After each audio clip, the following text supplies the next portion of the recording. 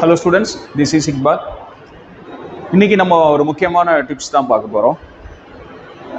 Maximum students வந்து teachers கிட்ட கேட்குற ஒரு முக்கியமான கொஷின் என்ன அப்படின்னா, எங்களுக்கு படித்தது மறந்துடுது, அது எப்படி ஞாபகத்தில் வச்சுருக்கலாம் அப்படிங்கிற கொஷின் தான் அதிகமாக கேட்குறாங்க.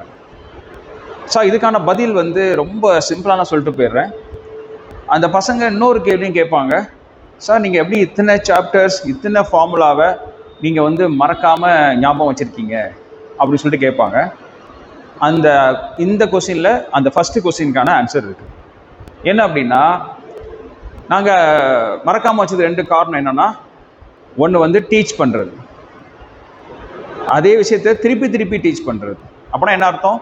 திருப்பி அதை நாங்கள் பார்க்குறோம், திருப்பி அதை நடத்துகிறோம், அது மூலமாக எங்கள் மைண்டில் அது ரிஜிஸ்டர் ஆகுது.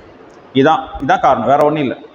மெமரியில் நிற்கிறதுக்கு காரணம் வந்து அதான். ஒரு இடத்துக்கு போகிறோம் அப்படின்னா, சில பேருக்கு ஃபஸ்ட்டு அந்த இடத்த காட்டினாவே அவங்களுக்கு அந்த இடம் மைண்டில் ஏறிடும்.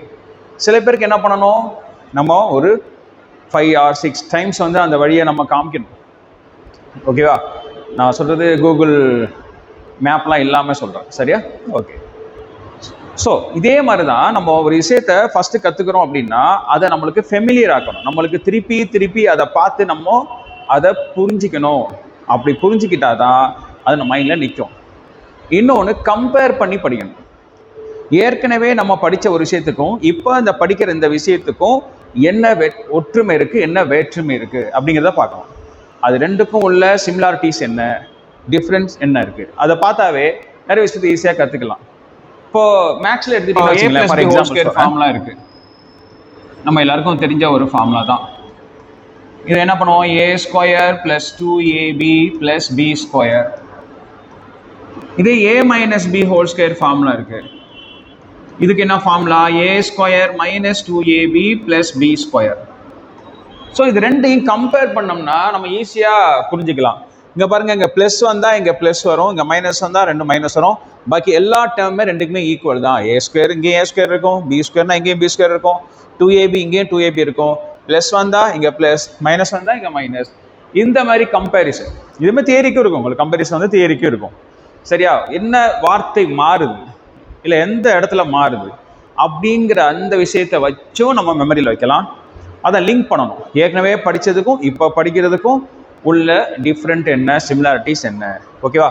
இப்போ நம்ம 10th படிச்சிருப்போம், +1 வரீங்கன்னு வச்சிங்களேன்.